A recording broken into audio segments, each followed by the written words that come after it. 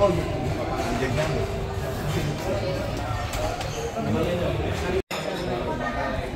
Pagi.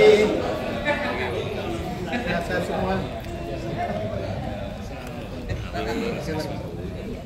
Selamat datang kepada Bapak Budi Karya Sumadi dalam acara Sinergi UGM dan Kagama World Class University Focus Group Discussion bersama Kagama Daerah Tangerang Selatan. Mas Budi Karya lagi di jalan. Bapak Ari Dwi Payana, Sekjen Pengurus Pusat Kagama, kami persilahkan.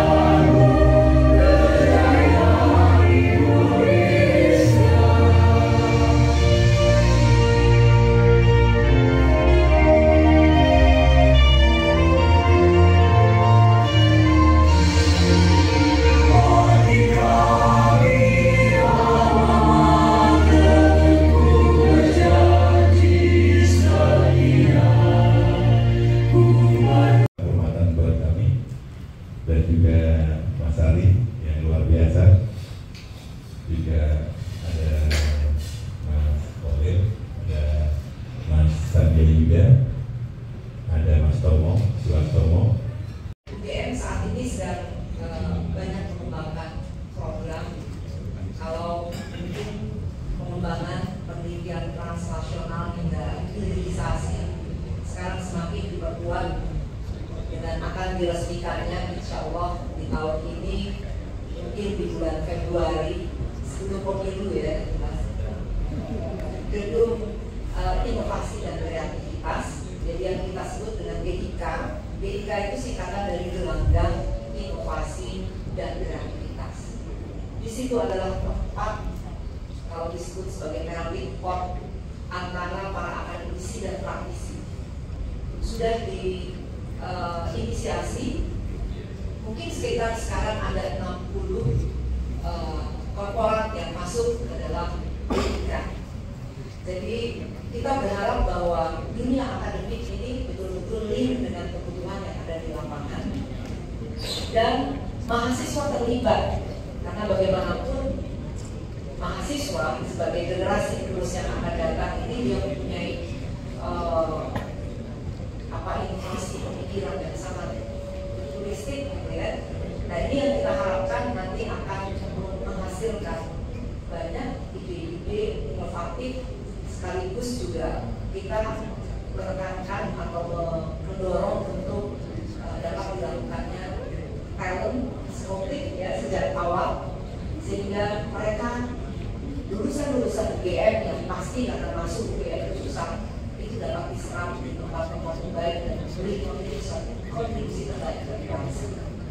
Kagama jos, josnya lebih jos lagi. Saya tutup dengan sebuah pantun, naik taksi bawa tas ransel sampai BSD City terus belanja. Sinergi UGM Kagama Tangsel World Class University, sukses jaya.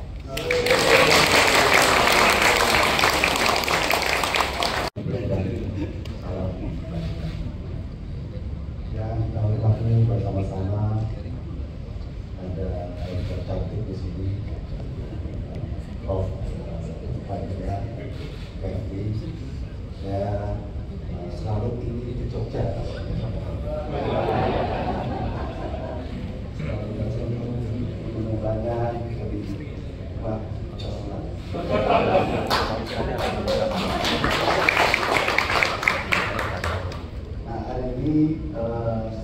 bagus gitu ya. Ini kan kasus yang sama. Nah itu keren ya, karena saya membayangkan yang datang orang-orang yang luar biasa dan janji ya bahwa kita semuanya harus mengisi kita dengan aktif ya. Aktif. Kalau orang yang di sini yang aktif jangan jadi. Di sini ada Bapak dan saya harus sebut saja banyak banget dan mungkin banget ya. Ada Pak Wahmudi atau Dirut dari Finance Group, ada Pak ada lalu ada Pak Suartawan Bambang itu masuk direktur dari Solusi Titik Nusantara Pertanian. Ini pokok itu. Terus ada Pak Basari, ini memang tokoh kita ya. Saya dia jajan lah ya. Dan setidaknya saya jajan. Yang tokoh kita ini adalah Pak Dalam Kasih Profesor. Lalu ada lagi Pak Budi Asmati, CEO dari Indo Ketua Investama. Hadir sini. Lalu ada lagi Pak Wahyu Termono, Indo. Jadi Indo itu adalah lembaga pemerintah korporasi yang akan melakukan ke Bupati ya. Jadi saya itu pasien dari Indo. Kalau mau tahu rasio-rasio bahwa perusahaan itu memang punya kapasitas untuk Bupati PT Goyang. Lalu dialah Duta Rakyat dari Aneka Tambang ya. Jadi lalu ada lagi Pak Agus dari Direktur Duta Sari Makmur hadir. Saya dari Pasifik Satu Nusantara. Oh Pasifik. Itu bahasa kesatrianya. Wes pindah berarti ya. Ayo. Ada lagi Pak Arianto Budi Notomo, ini juga Direktur dari UN. Pak Yos Kurniawan dari Komentar. Lalu ada lagi sahabat saya Pak Profiana ini Enggere ya. Sebelahnya ada Prof. Erwan. Ada Pak Agam dari Gunajaya Agro, ada di sini. Ada Pak Ivan Alandi, ya. Lalu Pak Birwa ya dari Mastercard ya. Di setiap bulan bayar.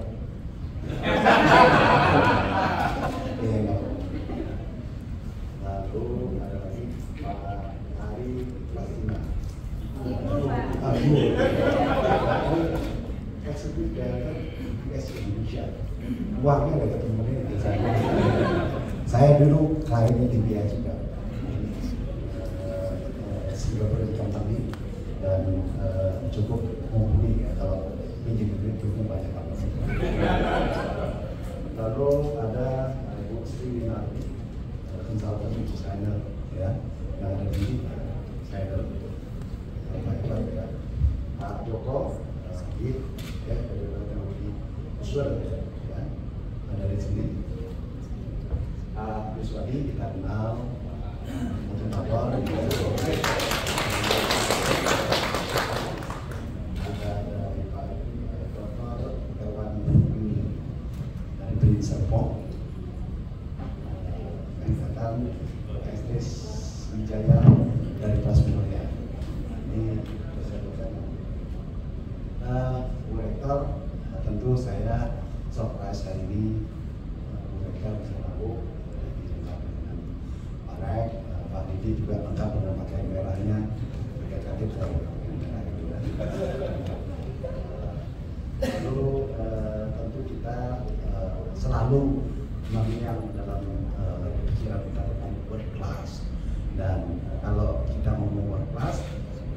saja sekedar diucapkan, tetapi memang ada beberapa kualifikasi yang dicapai selama komuter peringkat 231 menuju 231 PS 10 2000. Tepuk tangan.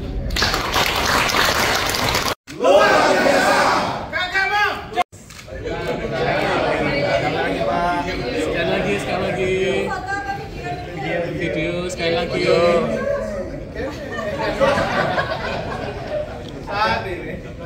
Udah, kasih apa-apa. Oke. 1, 2, 3. UGM luar biasa. Kagak mau. Mantap. Jurusan Teknik Elektro, Fakultas Teknik, masuk tahun 90, lulus tahun 95. Tidak terlalu telat-telat. Saya sekarang bekerja di perusahaan satelit terbesar di Asia, namanya Pacific Satelit Nusantara. Barusan saja kita meluncurkan satelit Satria 1 yang milik pemerintah, dan itu adalah kapasitasnya terbesar di Asia. Seperti halnya orang-orang UGM, saya selalu loyal, jadi saya sudah bekerja 27 tahun. Tentunya saya beberapa kali menginterview kandidat-kandidat, dan saya darahnya darah UGM, Bu. Jadi saya kalau ada rekrutmen, ya saya jujur aja, saya dulukan anak-anak UGM. Tapi ini ada masalahnya nih, saya terus terang aja diundang Pak Iwan ini, saya bilang, Pak, aku boleh ngomong apa adanya enggak? Jadi saya akan ngomong apa adanya begini, Ibu. Saya berapa kali interview, anak-anak itu IP-nya tinggi, 3,8, saya aja kaget, kamu tuh sekolah tok atau gimana gitu kan. Tapi begitu ditekan ke masalah-masalah problem solving, itu mereka problem. Jadi saya mengusulkan dan sudah mengusulkan ke Departemen Teknik Elektro, bagaimana tadi sudah disampaikan oleh Prof bahwa magang di industri. Tapi saya usulnya magangnya jangan cuma 2 bulan 3 bulan Pak Prof, 6 bulan. Karena disebutkan sama Prof Indra ya, bahwa research and discovery memainkan peranan yang cukup penting. Itu academic reputation 30%, kemudian citation and fact 20%. Jadi di dalam world class university itu 50% berasal dari research and discovery. Kemudian tadi saya lihat Bu, di Scopus itu UGM selama tahun 2022 berdasarkan ChatGPT Bu, itu menghasilkan jurnal 1234, UI 1456, ITB 1678. Jadi jurnalnya masih agak ketinggalan sama Bu. Best in class-nya Harvard 12.345. Jadi 10 kali lipat Harvard itu dari kita. Nah, kami-kami yang berada di industri ini harusnya ngapain? Kami banyak sekali business case, banyak sekali problem statement yang kami butuh brain power. Gimana kita bisa bawa ke university? Kemudian saya lihat apakah di Scopus ini banyak company yang business case-nya di bawah. Ada Bu ternyata. Mastercard ada 12 business case yang ditulis tempat saya kerja. Kemudian di BS ada 9. BRI, Pak Wahyudi ini dirutnya BRI Finance Bu, itu ada 8. Jadi kami itu banyak problem statement, banyak business case yang siap untuk ditulis. Kami membutuhkan arahan Bapak Ibu, bagaimana kami bisa linkage. Itu kita punya program sosialisasi UGM ke sekolah-sekolah menengah. Kenapa kami perlu sosialisasi? Karena beberapa sekolah menengah di Tangsel itu 10 besar sekolah terbaik di Indonesia, itu separuhnya itu adanya di Tangsel, separuhnya ada di Tangsel. Man IC itu terbaik di Indonesia, itu ada di Tangsel. Kemudian Bang Duluan ada juga di Tangsel. Ada 5 sekolah terbaik di Indonesia, dari 10 yang terbaik di Indonesia itu 5 itu ada di Tangsel. Tapi beberapa kali orang tua dan guru dari sekolah-sekolah tersebut datang ke Tangsel, ke Agama Tangsel, itu mereka mengeluh, kenapa kami ini sekolah-sekolah terbaik, tapi masuk ke UGM jauh lebih sulit daripada masuk ke UI dan ke ITB. Apakah kuota untuk kami itu lebih kecil karena jauh dari Jogja? Padahal ini sekolah-sekolah terbaik. BINUS juga dari sini, ya, sama BINUS juga dari sini. itu mereka susah, lebih susah. Jadi kalau sekarang bibitnya saja susah masuk UGM sehingga ditangkap oleh UI, nggak heran kalau UI lebih baik dari kita. Saya hormati, saya ingin sampaikan bahwa tampil dengan full team ya. Selain saya nanti di depan ada Mas Anwar Sanusi, berdiri Mas, Wakil Ketua 2 yang juga kita tugaskan sebagai Sekjen Kemenaker. Jadi kalau ada urusan dengan UMR itu silakan ya. Kemudian ada Mas Sandia Yuda, diri Mas. Kemudian ada Mas Sulastomo Raharja, ya. Kemudian ada Mas Untung berdiri, ya. Kemudian sebelah kanan ada Mas Hasan Nudin. Kemudian juga ada Mas Ir, Wasekjen, masuk. Ada Mas Dayat. Mas Dayat nih, aktivis 98 pasti kenal nih, yang demo-demo dulu ya. Sekarang di demo nggak Mas?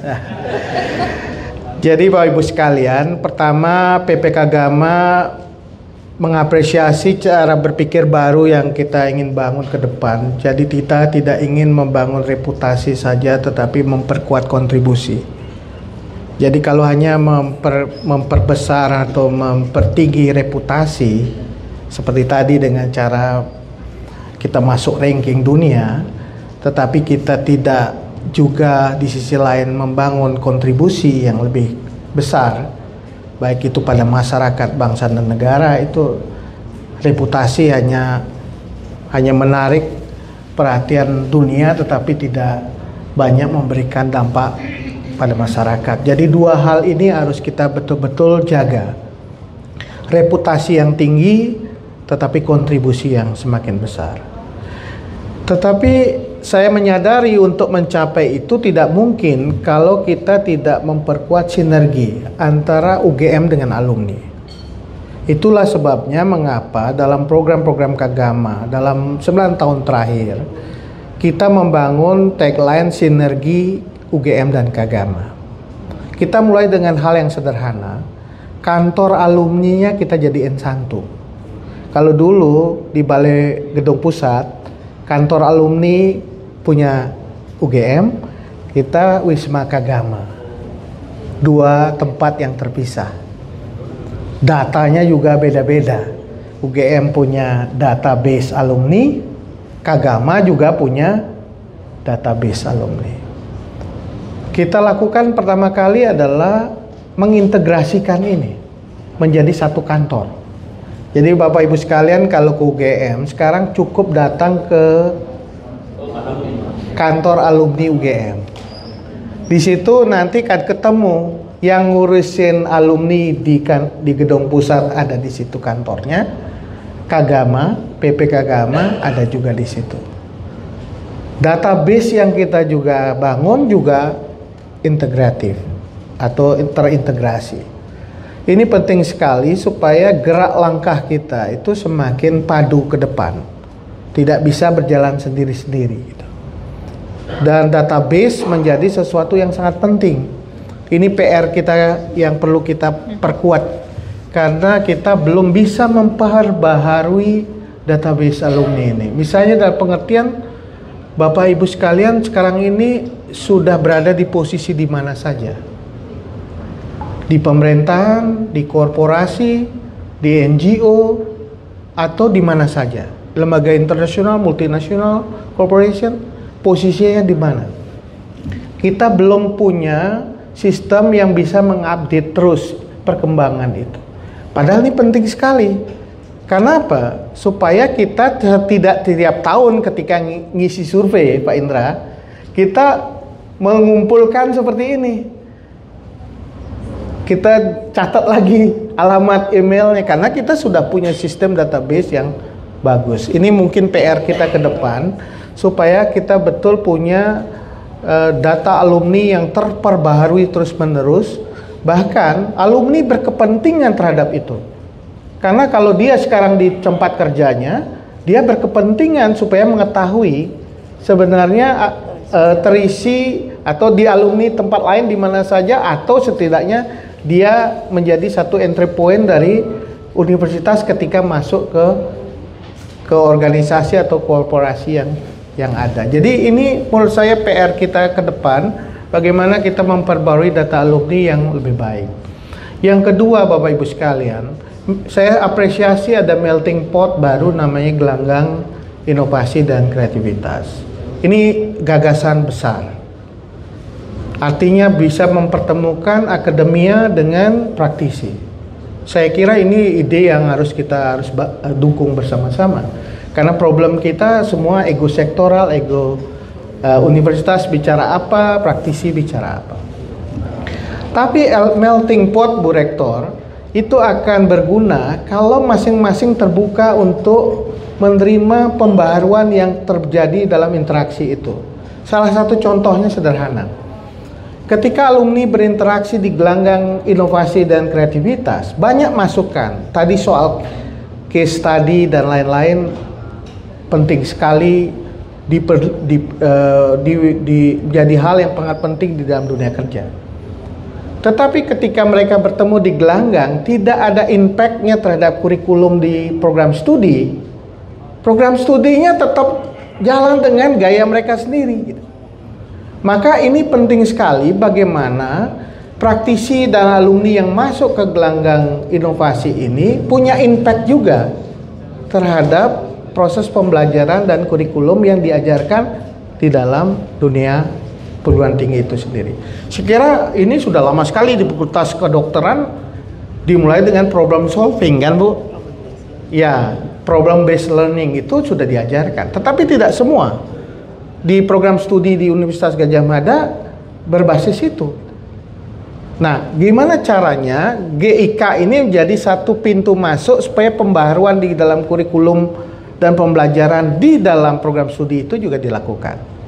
Pada sisi yang lain, praktisi juga mendapatkan inovasi-inovasi terbaru dari hilirisasi yang dilakukan oleh perguruan tinggi.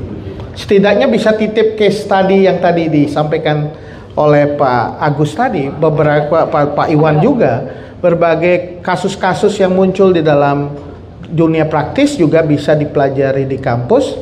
Hasil dari proses pembelajaran itu feedbacknya bisa didapat di dunia kerja. Jadi itu akan hub yang saya bayangkan, melting pot yang kita bayangkan itu betul-betul impact-nya ada gitu. Kalau tidak, dia hanya sebagai pasar bertemu aja gitu. Tidak menjadi sesuatu yang berdampak pada dua kelompok. Nah, terakhir saya ingin sampaikan, sekarang dalam dunia anak-anak Gen Z atau dunia millennials, kita perlu pembaharuan Pak Arif, tidak hanya dengan cara mendatangi ke sekolah, tetapi media sosial dan media publik dari UGM itu lebih baru, lebih update dengan gaya anak-anak muda gitu. Karena mereka lihatnya sekarang tidak lagi orang datang ke sekolah mereka kasih ceramah tentang UGM, tapi mereka lihat medsosnya UGM, melihat websitenya UGM gitu. Nah, bagaimana membuat websitenya UGM ini sekalian masukkan? Bagaimana membuat websitenya UGM itu menarik bagi Gen Z, sehingga mereka tidak perlu kita kagama yang datang ke mereka, tapi dari itu sudah dapat yang bagus. Nah, saya kira ditambah lagi ketika ada kontak person, ada email yang bisa dihubungi, ketidaktahuan informasi tentang sesuatu itu ada tempat untuk bertanya. Nah, saya kira dengan cara seperti itu kita bisa menjangkau anak-anak muda generasi sekarang yang sangat bersifat itu digital native gitu. Karena kalau kita menggunakan cara-cara lama tentu belum tentu bisa sepenuhnya kita bisa hasilkan. Terakhir, mengenai bagaimana UGM berkomitmen untuk membangun Universitas Nasional, Universitas Kebangsaan, saya kira sangat kuat. Cuman kita kadang-kadang ketika ruangnya dibuka, kita lambat untuk meresponnya dengan baik. Ini terjadi Bapak Ibu sekalian. Ketika UGM membuka program untuk afirmatif pada daerah-daerah 3T, ketika ruang ini dibuka tapi daya penyiapan dari daerahnya kurang. Nah, ini perlu teman-teman Kagama di berbagai daerah ini sudah kita juga fasilitasi melalui PPK Agama, agar betul-betul menyiapkan dulu talenta-talenta yang di daerah ini suatu waktu bisa masuk ke dalam universitas terbaik seperti UGM. Nah, saya kira itu dua hal yang penting, ruangnya dibuka tetapi penyiapan di daerahnya juga kita siapkan terlebih dahulu. Syukur Pemdanya aware. Karena kalau kita tidak persiapkan juga Pemdanya untuk supporting pembiayaannya tidak ada. Tidak hanya pembiayaan dalam sisi pendidikan, pembiayaan hidup. Saya kira sekarang harus kita kembangkan model-model integratif. Misalnya masalah daerahnya apa? Pemda berupaya untuk memperkuat itu. Misalnya pariwisata, dia memperkuat pariwisata daerahnya. Dia biayai orang talenta terbaik untuk masuk ke UGM, untuk belajar pariwisata.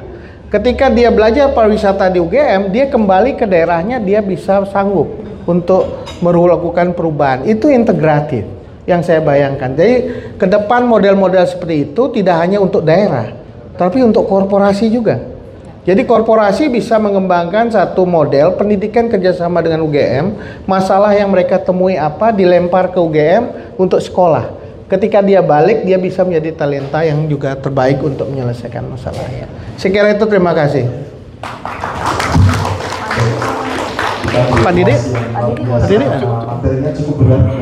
Saya punya lapak di depan UC pada saat kuliah, jadi sambil jualan buku dan majalah di depan UC San Mori hari Minggu, betul. Nah, mungkin pertanyaannya, kalau tadi dua hal yang dibahas, kalau dilihat dari Tridharma Perguruan Tinggi kan dari sisi akademi dan juga dari penelitian, dari sisi pengabdian masyarakat tadi mungkin belum banyak dibahas gitu ya. Sebenarnya Tridharma Perguruan Tinggi itu sangat inline dengan value dari sebuah bisnis. Di bisnis kan selalu bahwa value yang akan di-create itu adalah triple bottom line, mulai dari profit, kemudian people, dan juga planet. Nah, tentunya kalau Tridharma Perguruan Tinggi yang terkait dengan pengabdian masyarakat itu ya nyambungnya adalah ke people dan planet. Nah, mungkin tadi belum ada beberapa isu yang dibahas terkait dengan hal ini lah. Mungkin dari UGM ada inisiatif-inisiatif yang terkait dengan ini yang bisa kita sambungkan dengan bisnis, karena kalau di bisnis Angkatan 88 teknik mesin ya, tapi lulusnya nggak usah disebut. Alhamdulillah lulus. Alhamdulillah lulus. Kebetulan agak nggak bener ya, karena agak murtad ya di teknik mesin, tetapi begitu lulus nggak pernah kerja di teknik mesin ya, dan saya bikin buku mungkin sudah ada 70 itu juga nggak ada yang kaitan teknik mesin. Jadi semua tentang bisnis, marketing, branding ya. Saya 13 tahun sama Pak Hermawan, Kartajaya, terus kemudian sekarang bikin sendiri. Dulu yang bikin lama ini gara-gara Balairung. Jadi pernah jadi pemimpin umum Balairung, Bu. Terus kemudian juga kebetulan 2 periode. Dengan melihat kompetitor, dengan lihat customer kita, ya, dengan lihat kekuatan internal kita, itu kira-kira kita itu apa gitu. Yang ini menurut saya universitas nggak satu pun yang universitas di Indonesia mikir ke situ. Mungkin agak lumayan binus kali ya. Binus itu persepsi yang terbentuk, binus itu IT. Gitu. Kalau di Amerika, Bu, kebetulan saya banyak berkecimpungnya kan di bisnis, jadi ngertinya business school. Itu antara MIT Sloan, kemudian dengan Harvard, kemudian dengan Wharton, ya, dengan Kellogg atau Stanford. Ya. Jadi kalau Wharton itu finance, kalau Kellogg itu marketing, kalau Harvard Business School itu general management gitu ya. MIT Sloan itu lebih kepada IT dan seterusnya. Mereka ketika MIT Sloan dia fokus di teknologi, dia fokus di situ. Dia nggak mau nyanyi sama Harvard. Makanya yang menarik adalah Look sama Lifebuoy itu sama-sama punyanya Unilever. Tetapi bagaimana membuat Look sama Lifebuoy itu nggak tubruan, Bu. Persaingan yang indah adalah ketika masing-masing punya positioning dan nggak tubruan gitu. Kita nggak perlu tubruan seperti dengan UI, kita nggak perlu tubruan dengan ITB gitu, karena kita punya positioning gitu. Mungkin itu, Bu, yang kita mungkin perlu agak setback sebentar, terus kita mesti harus pertanyakan benar UGM itu apa gitu. Di tingkat umbrella, kemudian juga di masing-masing departemen, karena masing-masing departemen pun kayak tadi misalnya Harvard Business School itu juga dia punya positioning. Itu kan departemen kan kira-kira di level departemen kan, itu belum ngomong Harvardnya gitu. Makanya singkatnya adalah kita mesti harus menggunakan pendekatan strategik kayak company, kayak corporate untuk mengelola.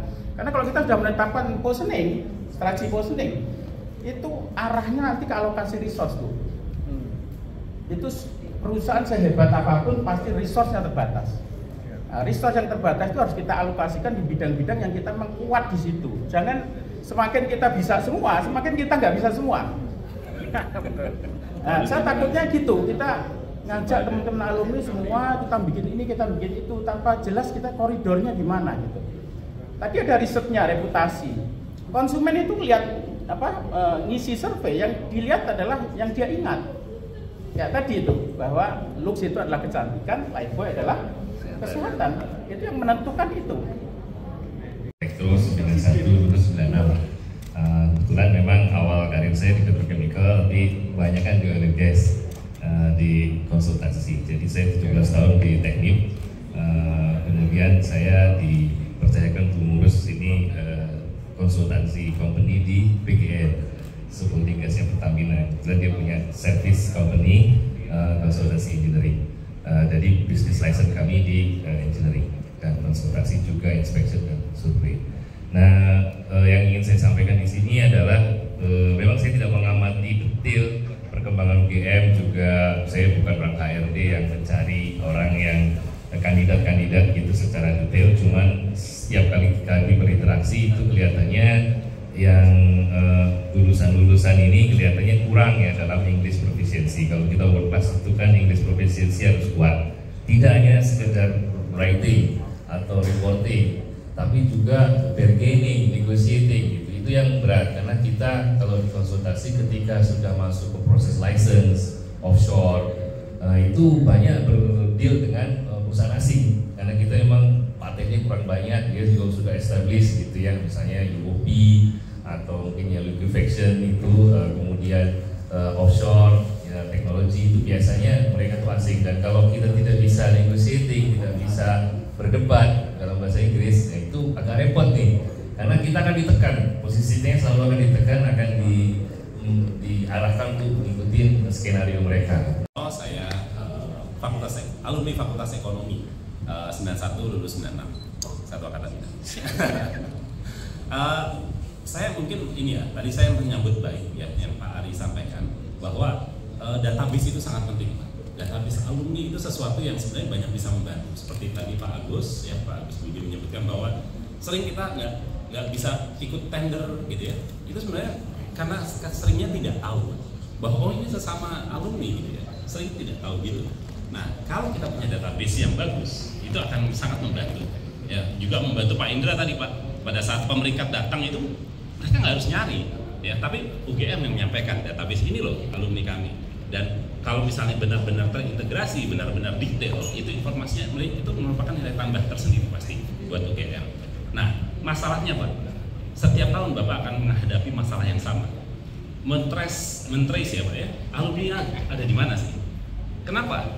Karena culture UGM itu yang tadi Ibu Rektor sampaikan, humble Pak, atau pemalu, atau mungkin saya agak sedikit straightforward ya, agak rendah diri, ya, agak rendah diri. Ini mungkin perlu kita rubah. Ini mungkin saya agak spesifik Pak, bicara tentang Fakultas Ekonomi ya Pak ya. Fakultas Ekonomi UGM dengan Fakultas Ekonomi sebelah yang fakultasnya nggak jauh, yang kampusnya nggak jauh dari sini, itu mereka tahu persis Pak, teman-temannya itu lagi di mana, kondisinya seperti apa.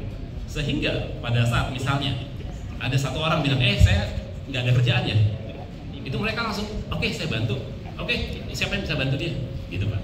Itu karena mereka tidak merasa rendah diri bahwa saya punya kerjaan bukan karena saya bodoh, ya, tapi karena mungkin ada situasi khusus dan sebagainya.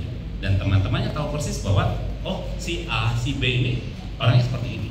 Nah, ini Pak yang mungkin kita perlu rubah culture-nya, ya. Saya mungkin agak teknis yang mengusulkan dari awal mahasiswa masuk Pak, ini sudah mulai dikaitkan, ya, sudah mulai diajarkan untuk bisa membangun network Pak, ya, karena network ini penting. Hebatnya UGM itu apa Pak? Dengan sifat humble-nya, dengan berdiri sendiri-sendiri tanpa ada network, sukses semua Pak. Ya, UGM itu hebatnya apalagi network ya? Apalagi ada network ya. Nah, ini yang saya usul Pak, usul aja. Sejak awal, jangan nunggu menjadi alumni Pak. Sejak awal masuk UGM itu sudah mulai dikaitkan dengan apakah dengan cuttingnya gitu ya, kakak tingkatnya misalnya, dia masuk dikaitkan dengan 3 atau 4 tahun yang di atasnya yang sudah mau lulus, sehingga dia ada keterkaitan. Jadi kan dia sebagai mentor untuk mahasiswa one on one Pak.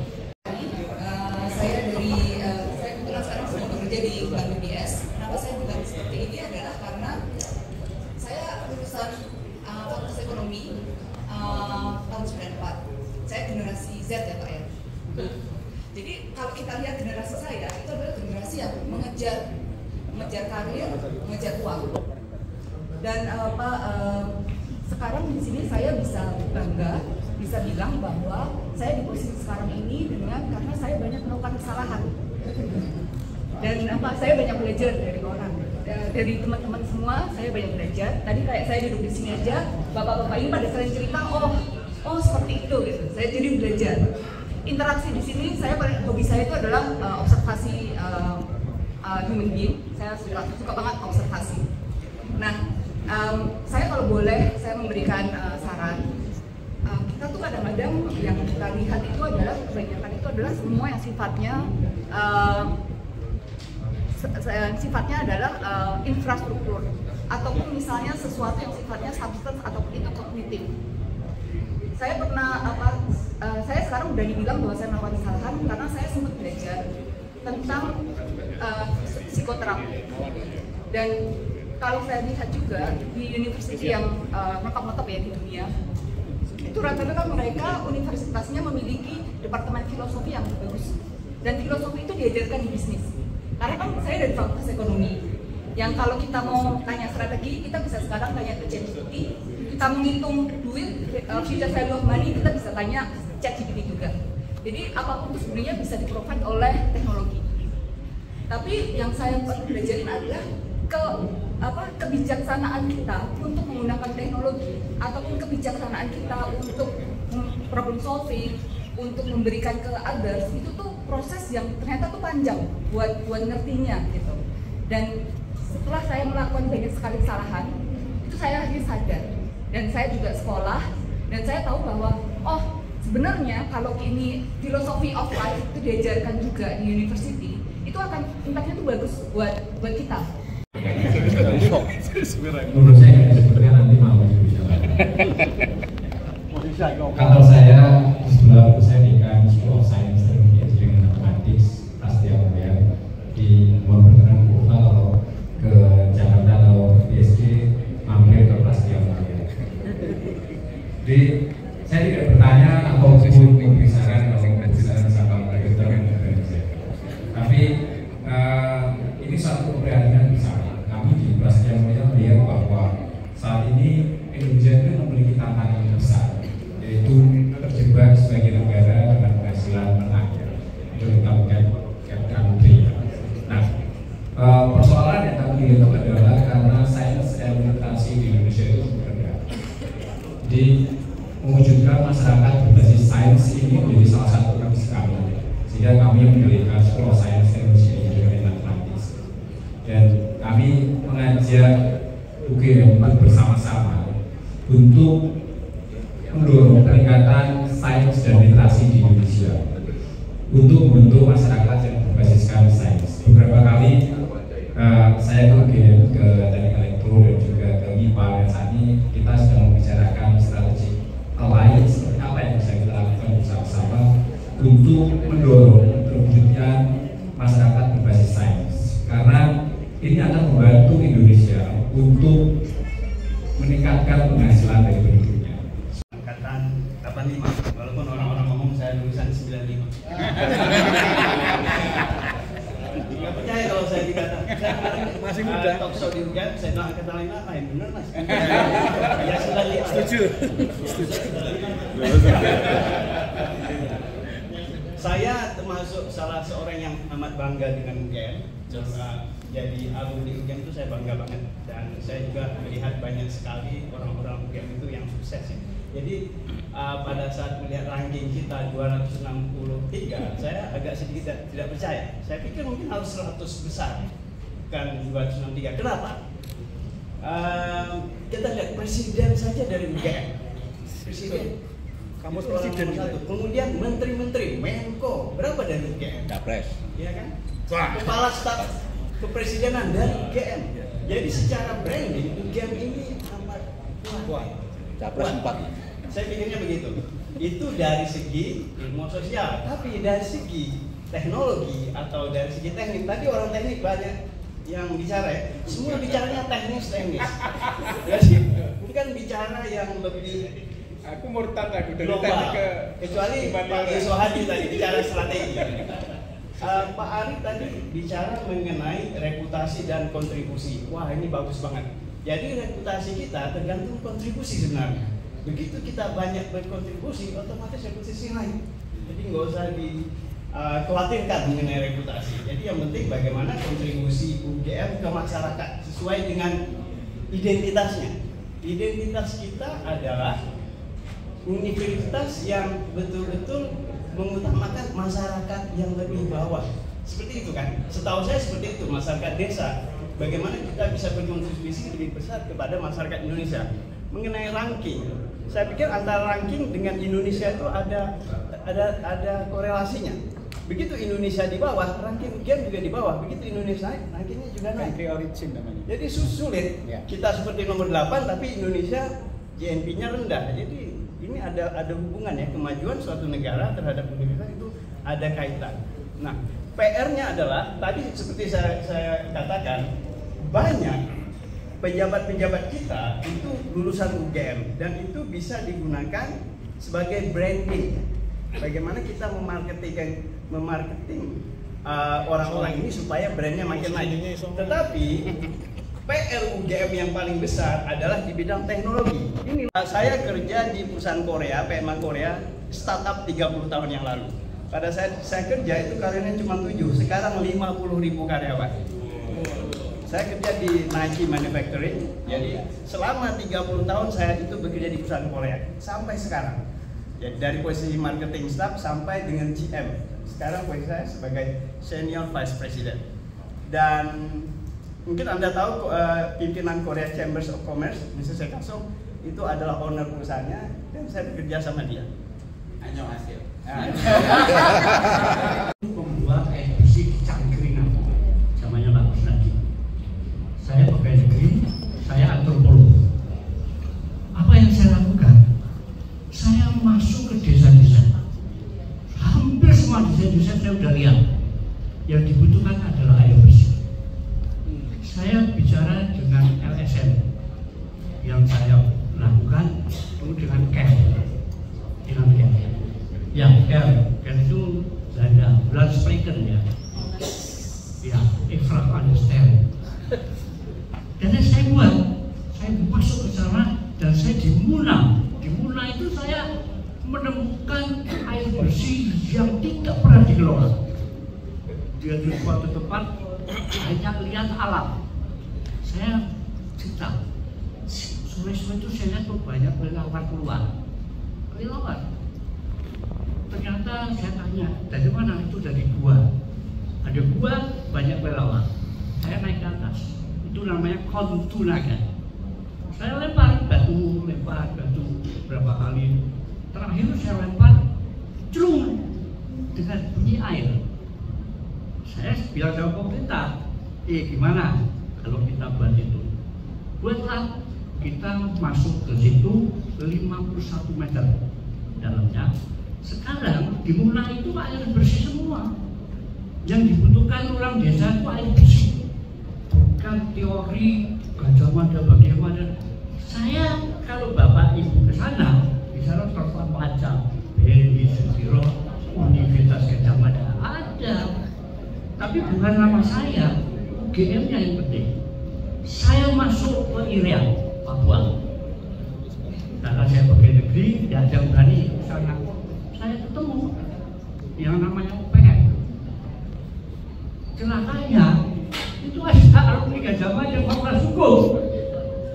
Rum siapa lupa? Apa? Jabimin. Ya, saya ketemu. Dan sekarang di Amerika dia kaya raya. Ketemu saya. Nah, yang saya inginkan, saya lihat, kenapa kita tidak lihat basic? Jadi bicara. Nah, kalau soal prestasi waktu zaman saya dengan Pak Bakesoro, saya buat UC, saya buat suara agama, saya mendirikan alumni itu zaman saya.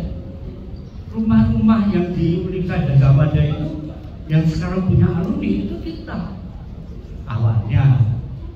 Sekarang suara agama dulu Profesor Anto itu kita buat nekat aja. Nah, saya tidak setuju kalau katanya malu-malu itu saya hantam aja. Sekarang saya ketemu sama Menteri PUPR, saya panggilnya Bas. Kalau dia nggak mau berbagi, sudah, belum Basuki. Dia bilang, saya bilang Pak Basuki, itu saya buat. Bas tanggung jawab. Itu di mana di Lampung itu banyak orang kesusahan. Kita buat di sana peternakan dan pesawat, namanya Rawat Seragi dan Rawat Situ. Makmur. Kebanyakan dari di Jogja banyak makmur. Di Palu dari 2 juta, tapi bukan saya sendiri, artinya saya tidak kontribusi. Teman-teman, saya alumni ekonomi 98, masuk 98 lulus 2003. Saat ini bekerja di Pertamina dan ditugaskan untuk mengelola Pertamina Foundation dan Universitas Pertamina. Ini terima kasih banyak Ibu Ova karena kami berusaha berkolaborasi untuk salah satunya, rupanya UGM ini punya 2 GIK, Pak. Kalau gedung fisiknya ada di Gelanggang sedang dibuat dan akan diresmikan, satu lagi Ibu Ova punya hutan, kawasan hutan dengan tujuan khusus UGM seluas 11.000 hektar di Blora dan Ngawi. Saya mensoroti ini karena dalam konteks World University Ranking, kita mungkin muatannya adalah academic reputations, employment outcome, dan juga employability. Nah, kami melihat misalnya dengan Pertamina melalui lembaga yang saya kelola sekarang dengan Pertamina Foundations, kita dengan UGM itu bekerja sama mengelola 3.000 lebih hektar. Ini adalah lab hidup baik untuk engineering maupun untuk sosial. Di situ di dalam hutannya ada 15 desa. Nah, ini saya ingat banget pesannya Bu Ova waktu awal dulu kolaborasi adalah tempat mengumpul seluruh fakultas, tidak hanya Fakultas Kehutanan. Kebetulan kemarin sore ketemu dengan Pak Sigit, Dekan Kehutanan kami, dan kemudian melaporkan di forum ini juga dari kegiatan yang dari Pertamina ini sifatnya CSR, rupanya bisa multi impact. Pertama, masyarakat itu mereka melakukan pemberdayaan secara terstruktur didesain oleh UGM melalui activity. Izin Bu, kemarin dari Fakultas Fisipol sudah masuk, sekolah vokasi akan masuk di sana, dan saya pikir ini akan secara langsung nembak 2 sisi. Mahasiswa yang terlibat di dalamnya dapat CV, udah pernah punya proyek sosial. Kalau ngelamar, pasti teman-teman yang HR pasti akan lebih suka yang tidak kupu-kupu, kuliah pulang, tapi punya CV yang mengatakan saya sudah punya proyek sosial, seperti yang sampaikan tadi. Saya misalnya memberdayakan masyarakat desa di hutan UGM, karena saya kebetulan mahasiswa UGM misalnya gitu ya. Kemudian para dosen-dosen yang terlibat, ini izin sudah ada beberapa yang mau publikasi. Bahkan dapat info dari Pak Dekan Kehutanan, Pak Sigit kemarin, ada satu yang lagi diproses untuk paten, untuk tanaman energi. Nah, kami sendiri kalau konteks GIK, ini untuk konteks ini, saya pikir kalau kita gunakan ini sebagai tempat melting pot science and engineering untuk bisa mendapatkan kontribusi sekaligus reputasi ya Pak Ari ya. Ini sangat bagus, sangat bisa jadi percontohan di hutan Jawa. Dari Angkatan 81 HI juga Pak. Ya, sekarang saya berusaha di PH. Saya hanya punya ulasan. Saya pikir tadi ide bagus sekali bagaimana kita alumni, terutama kami yang akan akademisi berkontribusi juga untuk meningkatkan publikasi di jurnal dari Scopus. Tapi ada kendala untuk kami sendiri karena ada kewajiban untuk program studi kami sendiri. Dan saya pikir dengan dengar masukan dari teman-teman tadi, apakah mungkin Kagama ini memfasilitasi salah satu kekurangan atau kelemahan dari kami akademisi ini adalah tidak punya data. Tetapi kan dengan teman-teman sebanyak ini yang bisa supply case study, pengumpulan data dari perusahaannya dan lalu itu co-authorship, maka itu kita bisa sumbangkan kepada jurnal internasional itu dengan mencantumkan identitas kita sebagai alumni Gadjah Mada, bukan untuk program studi kita sendiri karena diinisiasi oleh keluarga alumni seperti ini. Dan itu sangat dimungkinkan karena itu beragamnya profesi dari alumni Gadjah Mada dan sangat kaya mendengarkan tadi apa yang disampaikan oleh teman-teman. Yang pertama, yang kedua, saya pikir kita bangga sebagai alumni Gadjah Mada dan Gadjah Mada itu dikenal sebagai universitas yang berorientasi kerakyatan dan selalu care dengan arah peradaban. Gak usahlah peradaban dunia, tapi peradaban Indonesia. Ya, kita ingat kontribusi dari Mubiarto, ekonomi Pancasila. Nah, setelah Pak Mubi itu, ya saya mungkin saya ketinggalan informasi, tapi kita tidak mendengar lagi ide-ide besar dari kampus Bulak Sumur. Nah, apakah ini perlu kita pikirkan, ya tetap dari ilmu sosial, bagaimana Indonesia memproyeksikan diri ke luar negeri. Nah, saya pikir Gadjah Mada sebagai universitas negeri tertua itu terpanggil untuk berkontribusi di dalam hal-hal yang berkaitan dengan Indonesia. Forum ini karena bayang juga tugas PP Kagama itu ternyata jauh lebih besar dari yang kita lakukan saat ini. Karena selama ini kan kalau kita lihat ikatan alumni lain kan lebih banyak temu reuni aja kan. Tapi kita membayangkan ternyata organisasi alumni itu mempunyai peran yang cukup strategis menjadi jembatan antara alumni dengan universitas atau perguruan tinggi. Dan saya yakin juga beberapa hal masukan Bapak Ibu sekalian itu karena salah pergaulan juga itu ya. Jadi mungkin di UGM dulu pergaulannya terbatas, sekarang dengan pergaulan yang lebih luas maka banyak hal yang baru yang kita bisa dapatkan. Tapi yang penting dari apa yang didiskusikan tadi adalah sebenarnya kita harus punya values ya, nilai yang kita ingin perjuangkan dari keberadaan UGM tadi. Walaupun kita terjemahkan values ini, nilai ini sebagai sesuatu yang dinamis juga. Artinya tidak semata-mata jargonistik. Karena UGM sekarang kan kita warisi sebuah nilai yang selalu latah kita sampaikan. Universitas kerakyatan, universitas kebangsaan. Tetapi kita, menurut saya values ini harus juga diterjemahkan dalam konteks yang baru. Artinya nilai-nilai yang ada itu dicoba ditabrakkan dengan satu realita kebaruan yang terjadi sehingga ada proses readaptasi, kemudian ada juga proses revitalisasi nilai yang baru. Seperti bagaimana cara kita menerjemahkan kerakyatan, value atau nilai kerakyatan itu dalam konteks saat ini. Apakah diartikan rakyat itu dengan cara penampilan rakyat gitu? Saya kadang kan waktu kita tahun-tahun 90-an 80-an, iya, cara berpikir aktivis yang dekat dengan rakyat kan mengidentifikasikan diri dengan rakyat dalam cara berpikir dengan juga cara penampilan gitu. Tapi kerakyatan dalam konteks baru sekarang itu terjemahannya seperti apa?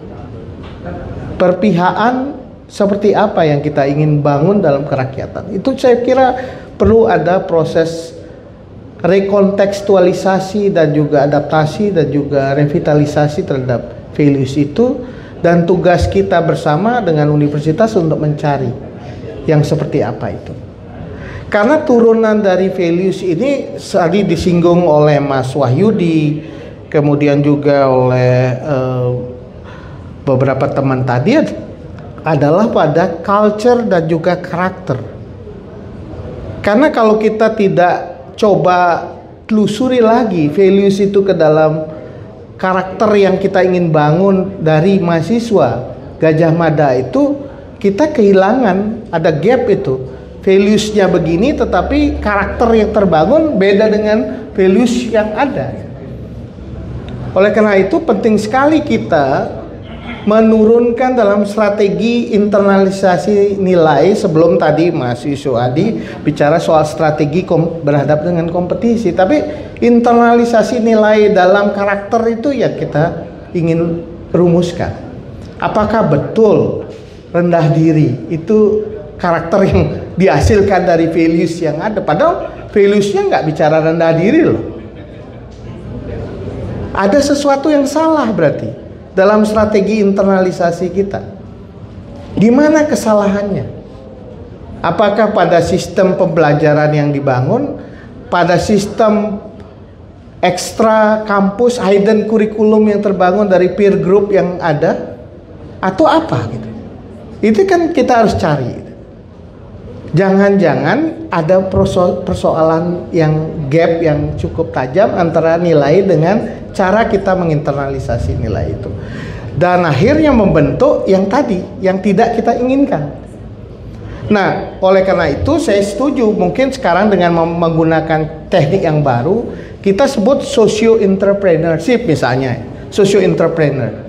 UGM sosionya sangat kuat karena kepedulian kepada persoalan-persoalan sosial, lingkungan dan lain-lain itu kuat, tapi ada entrepreneurship yang terbangun dalam diri mahasiswa yang mensyaratkan berbagai values, critical thinking, innovation, creativity dan lain-lain. Itu ada di entrepreneurship.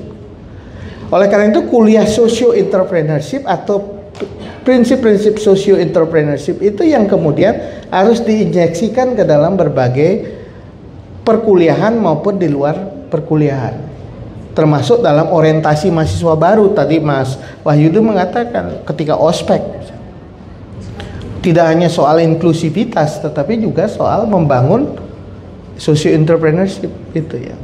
Nah, itu diteruskan lagi setelah dia ospek, masuk di kelas itu dia ketemu juga values-nya. Ketika dia sampai ngerjain skripsi pun ada keberpihakan pada nilai gitu. Ngerjainnya tidak sekedar untuk kepentingan entrepreneur, untuk kepentingan apa saja, tetapi untuk kepentingan sosial.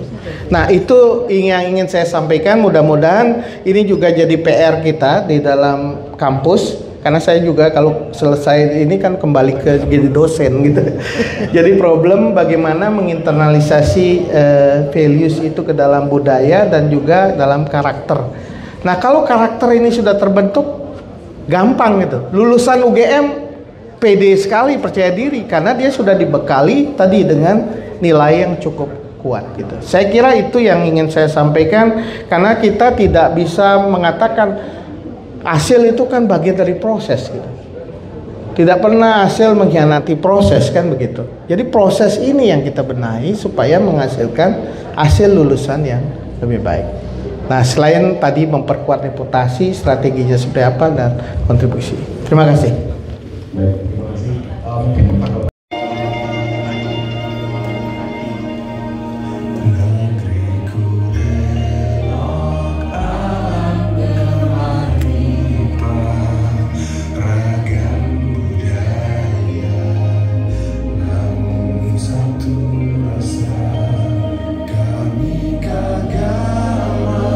Akan turut menjaga bumi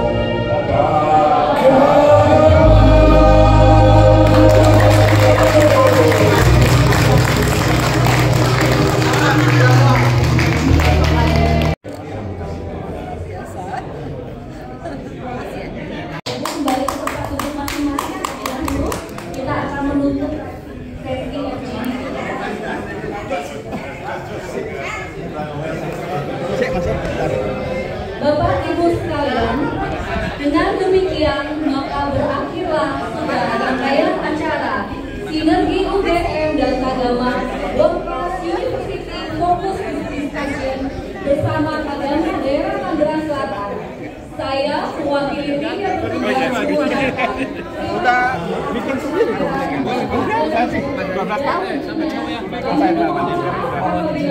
Ayo. Saya akhiri. Kalau saya ketemu pejabat kan jarang. Wabarakatuh.